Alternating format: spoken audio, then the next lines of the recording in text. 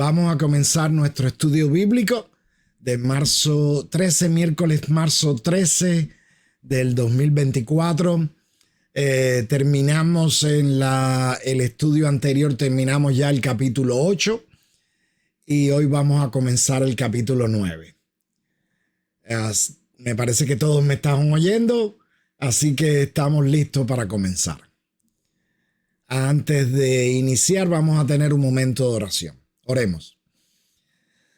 Padre Celestial, Señor y Dios, venimos ante tu presencia en este momento para que tú bendigas este tiempo de estudio bíblico. Que tu palabra sea la protagonista y que tu palabra entre en nuestros corazones y sobre todo, Señor, que podamos vivir tu palabra. Ayúdanos, Señor, a comprender tu palabra y a ponerla en práctica. En el nombre precioso de Jesucristo oramos. Amén. Bueno, estuve 4 clases, creo que fueron 4 clases hablando del capítulo 8. Estoy seguro que da para más. Ya tenemos también algunas nuevas personas conectadas. Fabiola, Ángela, Isabel son las primeras. Y ya veo que se están conectando otros. Bueno, en la clase introductoria, antes de empezar el capítulo 9, tengo que regresar al principio del estudio. Empezamos el estudio en mayo del año pasado y tuvimos 2 tiempos de descanso, uno en el mediado del verano y el otro al final del año, como siempre, para la campaña de Navidad. Pero ya estamos en marzo y todavía estamos por el capítulo 9 de Romanos. Así que desgraciadamente tengo que regresar al principio y hablar de una de las cosas que hablé en la clase introductoria. Primero, en la clase introductoria dijimos que el libro se podía dividir en 2. La primera parte es la parte de la teología, del capítulo 1 al 11, y la segunda parte del capítulo 12 hasta el final de la carta es la aplicación práctica de esa teología que se estudió en los primeros capítulos. Sin embargo, la primera parte, esa que empieza en el capítulo 1 y termina en el 11, también puede ser dividida en varios bloques. El primer bloque desde luego sería el capítulo 1, que es una introducción natural de la carta. Pablo está dando los saludos y empieza a hablar inmediatamente de la esclavitud, del pecado y la servidumbre de Cristo. Y pone esos 2 versículos maravillosos, el 16 y el 17 del capítulo 1, para hablarnos acerca del tema general de la carta, el Evangelio. Ahora, el otro bloque son muchos capítulos, del capítulo 2 al 7. Del capítulo 2 al 7 está la presentación conceptual del problema humano y la solución a tal problema. Discúlpenla. Cuando digo presentación conceptual, es porque Pablo está presentando los conceptos principales del Evangelio. Él no está haciendo un tratado teológico, pero en la práctica se va a convertir exactamente en eso, en un tratado teológico, porque contiene esa definición de los conceptos de justificación, redención, salvación, justicia de Dios, etc. Ahora, cuando llegamos al capítulo 7, los últimos 2 versículos nos dan inicio a un nuevo bloque, que es el capítulo 8 completo, que podríamos decir que es las bendiciones para los salvados, para los redimidos, para los justificados. Las bendiciones que son para ellos, en el caso podríamos decir con toda satisfacción, no satisfacción personal porque no depende de nosotros, depende de la acción de Jesucristo para nosotros los redimidos. ¿Está bien? Ahora, así como el capítulo 1 permitió el desarrollo de los capítulos 2 al 7, así el capítulo 8 va a permitir el desarrollo de los capítulos 9 al 11, que es el último bloque de esta primera parte de la presentación teológica.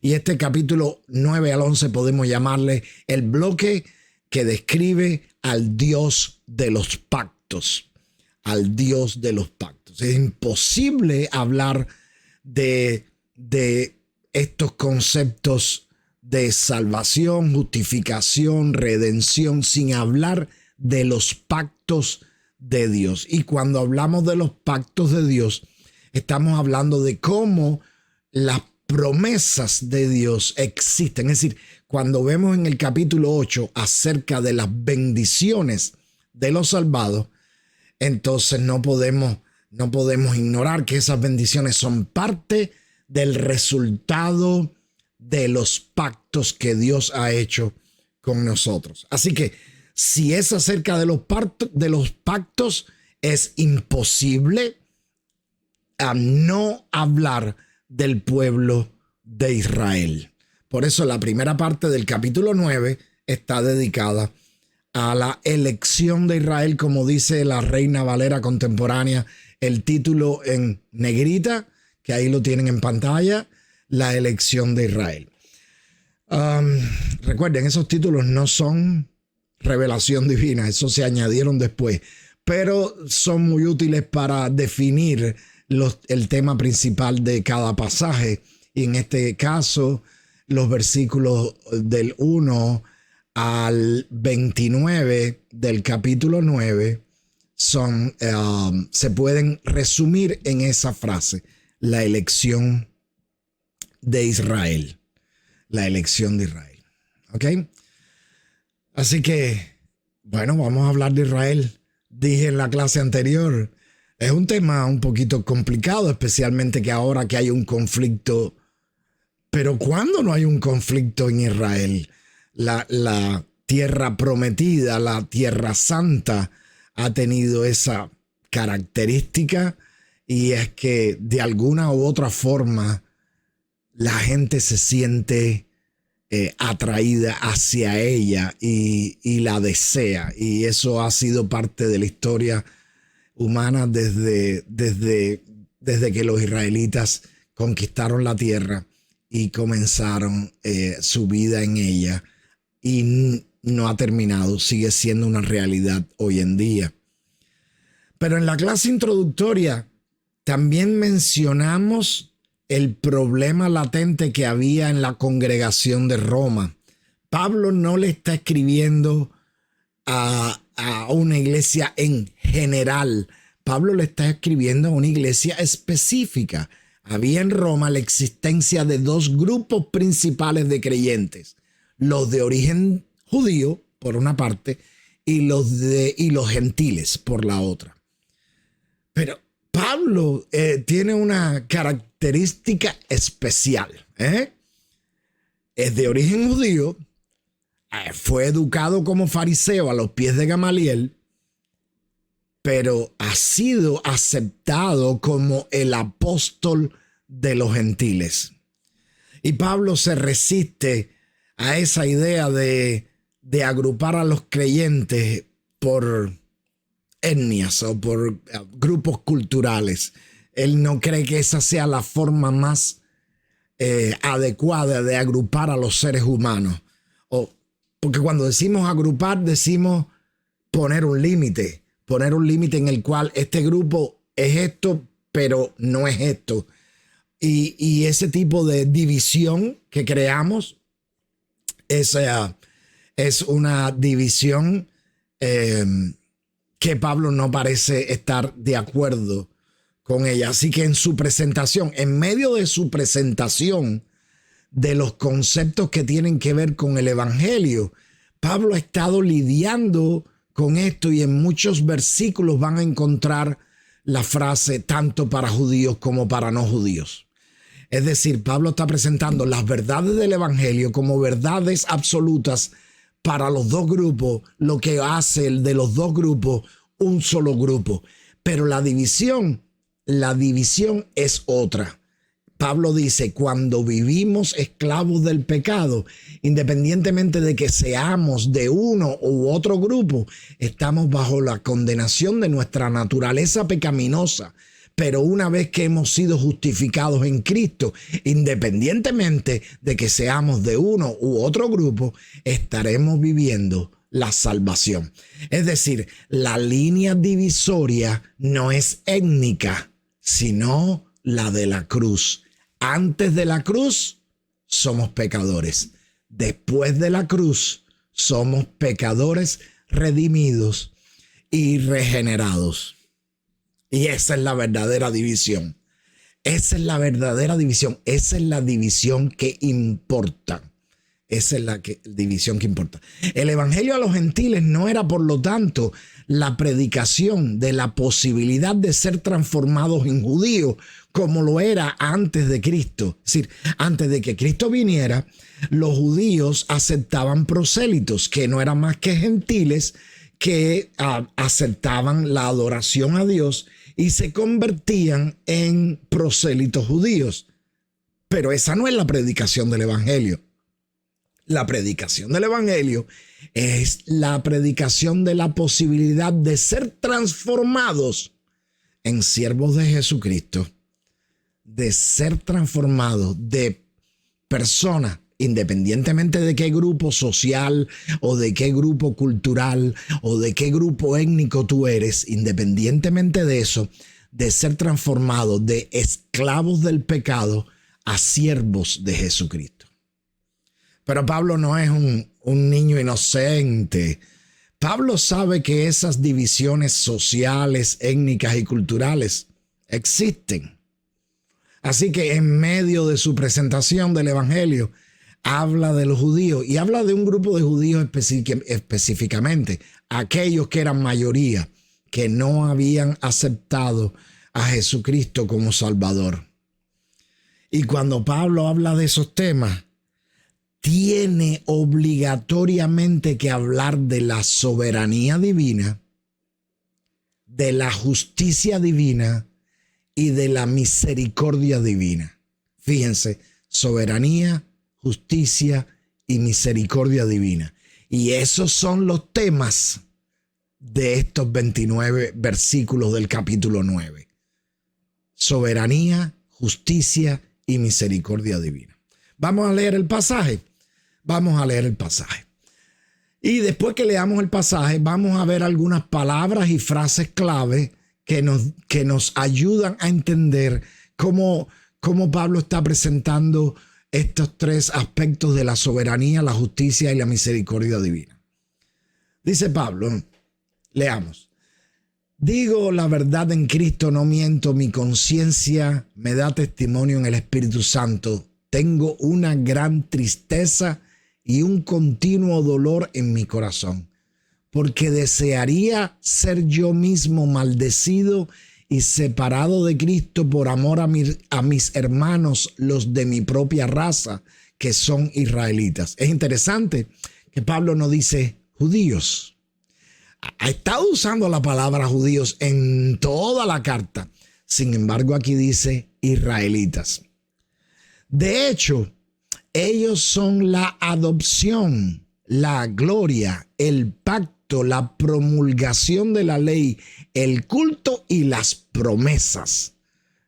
Pero no termina ahí. Pablo continúa. De ellos son los patriarcas y de ellos, desde el punto de vista humano, vino Cristo, el cual es Dios sobre todas las cosas.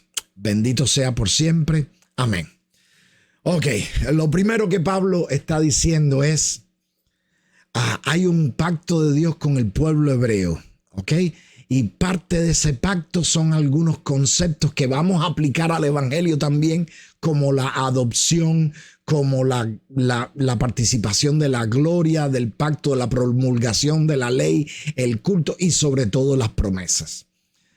Recuerden que el capítulo 8 le ha estado dando promesas de bendiciones para los creyentes, para los que andamos en el Espíritu. Bien, él dice, esas cosas no empezaron con nosotros, empezaron con los israelitas. Y lo mejor de todo no es las cosas, sino las gentes. Así que menciona a los patriarcas y a Cristo. Y dice que Cristo, desde el punto de vista humano, vino del pueblo israelita. Es interesante que él haga esta aclaración del punto de vista humano, porque Cristo no tiene solamente una naturaleza, tiene una doble naturaleza, la naturaleza humana y la naturaleza divina. Así que desde el punto de vista humano, era un hebreo, era un israelita, era un judío, pero desde el punto de vista divino es Dios, porque vino de Dios, es hijo de Dios y es Dios. Así que Pablo tiene que decirlo explícitamente. Jesús es Dios. ¿Ok? E inmediatamente hace una adoración con un amén, como diciendo, esto es una verdad de fe importante. Bendito sea por siempre Cristo. Amén. Amén. Así que lo más importante es no solo que del pueblo hebreo vinieron todas esas cosas que ahora podemos aceptarlas para nosotros, sino que también vino Cristo, el que nos hace salvos. Vamos a seguir.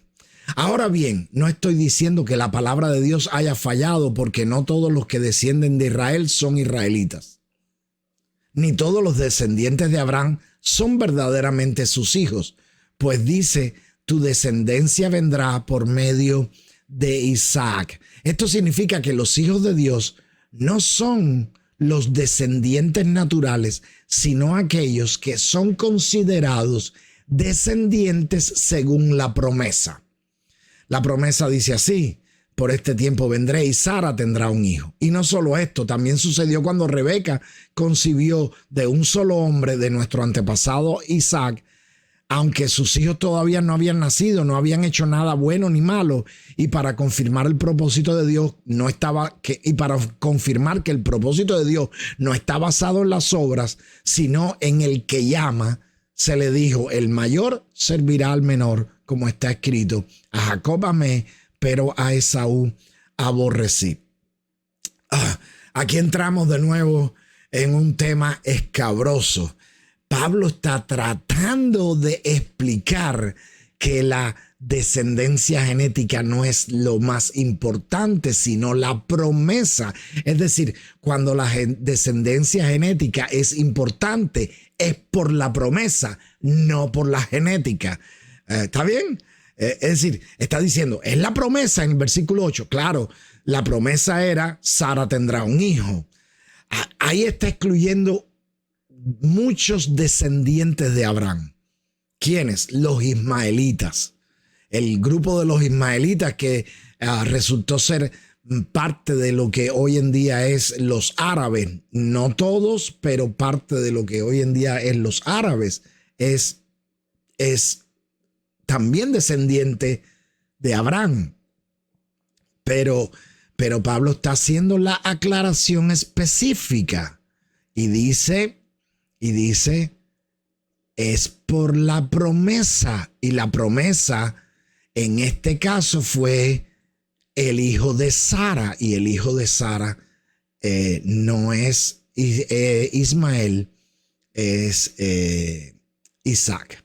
Así que tenemos esta forma. Ya expliqué que la elección de Dios no se basa en que Él escoja entre dos personas que ya existen, sino en la creación de lo que Él quiere. Él crea el pueblo a partir de una promesa, crea el pueblo que va a ser su pueblo. Él crea sus líderes, Él crea la gente que va a usar, Él crea esa gente. Por eso nosotros entendemos que la adopción de Dios con nosotros tiene que ver no tanto con la justicia divina, sino con la soberanía y la misericordia divina. ¿Está bien? ¿Está bien? Ahora, en los versículos 14 en adelante, entonces ponen en perspectiva cómo algunos otros pueden ver las palabras de Pablo. Entonces Dios es injusto porque escoge a unos y a otros no. Bueno, de ninguna manera, porque Dios dijo a Moisés, leemos en el versículo 15, tendré misericordia del que yo quiera y me compadeceré del que yo quiera. Así pues, no depende de que el hombre quiera o se esfuerce, sino de que Dios tenga misericordia. Porque la Escritura le dice a Faraón, te he levantado precisamente para mostrar en ti mi poder, para que mi nombre sea anunciado por toda la tierra. De manera que Dios tiene misericordia de quien Él quiere tenerla y endurece a quien Él quiere endurecer. A quien Él quiere endurecer. De nuevo estamos, bueno, ese tipo de acción fue justa con el faraón. Vamos a ser honestos. El faraón no quería perder a los hebreos. El faraón no quería darle la libertad a los hebreos. Sí, la Biblia lo dice, Dios endurece el corazón del faraón y así lo aceptamos nosotros por fe, lo entendemos por fe así, pero nosotros sabemos que el corazón del faraón era fácilmente endurecido porque había intereses personales que el faraón no quería abandonar.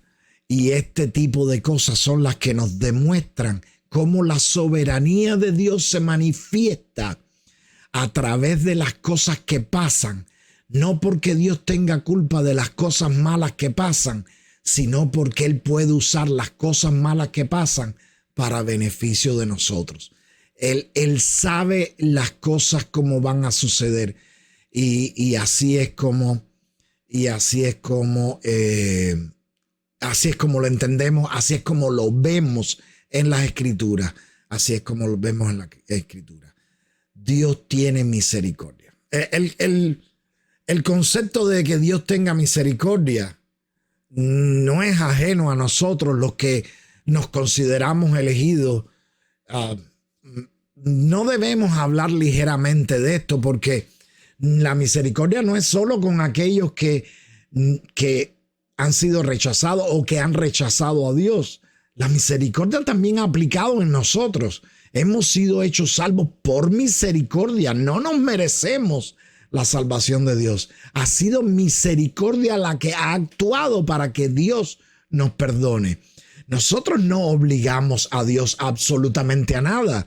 No podemos ignorar, a pesar de que hablamos de la misericordia, no podemos ignorar acerca de la soberanía y la justicia de Dios. Por eso estos tres conceptos no se pueden usar a la ligera. Hay que usarlos conjuntamente, unidos, sin que uno entre en contradicción con el otro. ¿Que es difícil hacerlo? Es difícil porque estamos hablando de Dios y es difícil explicar a Dios fuera de lo que nos ha sido revelado de Él. Pero esto que está diciendo Pablo nos ha sido revelado. Así que en el versículo 19 dice, entonces me dirás, ¿por qué Dios todavía nos echa la culpa? ¿Quién puede oponerse a su voluntad? Y podríamos decir, ¿de dónde Pablo está sacando que alguien puede decir que Dios nos echa la culpa? Bueno, déjenme decirle que eso es una idea todavía bastante común en nuestro entorno. Hay muchísimas personas que dicen que es Dios el que nos está mandando al infierno. ¿Cómo Dios te ama si te va a mandar al infierno si no lo amas tú a Él? Bueno, realmente el problema no es ese, como Pablo ha estado explicando en la carta. El problema es que somos condenados por nuestras acciones, porque por nuestro egoísmo hemos rechazado a Dios. Es decir, La condenación no es que nosotros vamos a obtener algo que no querramos. La condenación es que vamos a obtener algo que sí queremos, que es estar separados de Dios. Lo principal del infierno, que ese crujir y ese fuego eterno y ese castigo constante, eso no es más que la ausencia de la presencia de Dios. Y sabemos, y nosotros los que hemos sido elegidos, es decir, los que hemos aceptado a Jesucristo como Señor y Salvador, sabemos lo que significa, porque sabemos cómo habíamos vivido antes y cómo vivimos ahora. Y muchas veces no nos damos cuenta, pero en nuestra mente, cuando nos sentamos a reflexionar, decimos, qué bueno que Jesús me sacó del lodo cenagoso y me dio una canción nueva, porque evidentemente estar sin Él era insoportable. Cuando estamos con Cristo, no quiere decir que no tengamos problemas, no quiere decir que no tengamos dificultades, pero la presencia de Dios en nuestras vidas es un bálsamo que nos ayuda a enfrentar todas las cosas. Así que esos que dicen que Dios es el culpable porque escoge a unos para salvación, a otros para perdición y nos tira en el lago de fuego ardiendo, no es así, no es así. Pablo dice, pero tú ¿quién eres para discutir con Dios? ¿Acaso el barro le dirá al que lo formó por qué lo hizo así? ¿Que no tiene el derecho el alfarero de hacer del mismo barro un vaso de honra y otro para deshonra? ¿Y que si Dios, queriendo mostrar su ira y dar a conocer su poder, soportó con mucha paciencia los vasos de ira que estaban preparados para destrucción? ¿Y que si para dar a conocer la riqueza de su gloria se la mostró a los vasos de misericordia que él de antemano preparó para esa gloria? Está diciendo, ¿y si es así? ¿Quién eres tú para discutir con Dios? Es decir, si es verdaderamente así, ¿quién eres tú para discutir con Dios? Ahora, nosotros sabemos que no es tanto así, que la responsabilidad humana es real. Nosotros no somos robots, y nosotros tenemos responsabilidad en muchísimas cosas. No quiere decir que tenemos responsabilidad en nuestra salvación, porque el único que tiene responsabilidad en nuestra salvación es Jesucristo, que fue el que murió por nosotros y el que nos ofrece la vida eterna, nos ofrece el perdón y la vida eterna. ¿Ok? Pero nosotros tenemos responsabilidad en aceptar o no aceptar el evangelio. Es decir, aquellas personas que se dejan guiar por sus propias concupiscencias, por sus propios intereses, por sus propias ambiciones, en vez de dejar guiarse por la palabra de Dios, por la predicación, por la invitación, esas personas están destinados, están preparados para destrucción, porque eso fue la forma en que Dios nos ofreció la salvación, en ofrecernos algo en que podíamos creer para ser salvos. Pero ese algo es maravilloso, es la acción y la presencia de Jesucristo, Dios en nosotros, entre nosotros, haciendo lo que nosotros no podemos hacer, representando delante de Dios nuestros pecados y cargando con la culpa, con el castigo que nosotros merecíamos. ¿Ok? Así que una vez que Pablo habla de esto, dice, pero déjenme recordarle una cosa. Déjenme recordarle una cosa importante. Los elegidos no solo son judíos, sino también los no judíos. El rechazo de los judíos al Mesías que ellos estaban esperando no significa un rechazo al pueblo de la promesa. No significa que Dios rechace al pueblo. Significa que el pueblo rechazó a Dios. No a la inversa. Dios no ha rechazado al pueblo judío, pero también significa que nosotros, que éramos eso, ahora somos otra cosa. Vamos a leerlo en el versículo 24. Dice, esos somos nosotros a quienes Dios llamó no solo de entre los judíos, sino también de entre los no judíos. Como también se dice en Oseas, llamaré pueblo mío al que no era mi pueblo, y llamaré amada mía a la que no era mi amada. En el lugar donde se les dijo, ustedes no son mi pueblo, allí serán llamados hijos del Dios viviente. También Isaías clama en referencia a Israel, porque esta referencia que Pablo ha citado en Oseas es para nosotros, los que no éramos pueblo de Dios y ahora lo somos. Pero vamos a ver la referencia en Isaías que tiene que ver con Israel. Aunque los descendientes de Israel sean tan numerosos como la arena del mar, tan solo el remanente será salvo, porque el Señor ejecutará su sentencia sobre la tierra con justicia y prontitud. Y como antes dijo Isaías, si el Señor de los ejércitos no nos hubiera dejado descendencia, ya seríamos como Sodoma y nos pareceríamos a Gomorra. Ahora, ¿qué quiere decir esto de que solo un remanente será salvado? Una parte de la nación de Israel va a ser salvado, pero no seamos inocentes tampoco nosotros. Los que no son israelitas, los que no son descendientes de Israel, los que podríamos llamarnos gentiles, todas las naciones y todas las combinaciones de todas las naciones, esos también van a un remanente ser salvados. Nosotros somos un grupito, los que hemos sido salvados, los que andamos en el Espíritu, los que vivimos en el Espíritu, los que rechazamos las obras de la carne. Nosotros somos también un pequeño grupo. Es decir, Pablo está diciendo, también al pueblo de Israel le va a pasar lo mismo. Un pequeño grupo de salvados. No somos mayoría. No tenemos que ser mayoría, pero tenemos que ser de Cristo. Dios no nos echa la culpa, pero nos da la posibilidad de la salvación. Amén. Bueno, terminamos este bloque. Yo quisiera hacer un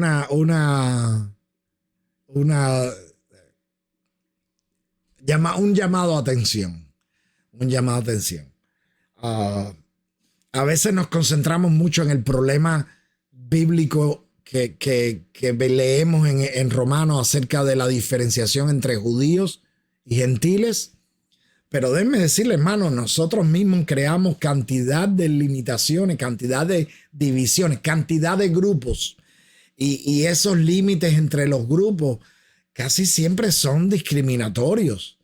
Casi siempre agrupamos a la gente basado en conceptos discriminatorios. Y eso no está bien. Eso no es la forma en la que debemos hacerlo. Pablo está diciendo, la única división es los que no han creído y los que han creído. Y la única responsabilidad de los que han creído con respecto a los que no han creído es predicar el evangelio, es anunciar el evangelio. No es juzgar, no es discriminar, no es separar, no es rechazar. Recuérdense que si Dios no rechazó al pueblo de la promesa, más bien fue el pueblo de la promesa el que rechazó al Mesías. Pero si Dios no rechazó al pueblo de la promesa, ¿quiénes somos nosotros para rechazar a nadie? A nadie. Nuestro deber como hijos de la promesa también, como independientemente que no seamos descendientes genéticos de Isaac o de Sara, por decirlo de esta manera, nosotros también como hijos de la promesa tenemos la responsabilidad de proclamar las buenas nuevas a los que están del otro lado. Y ese otro lado es un grupo más grande que nosotros mismos.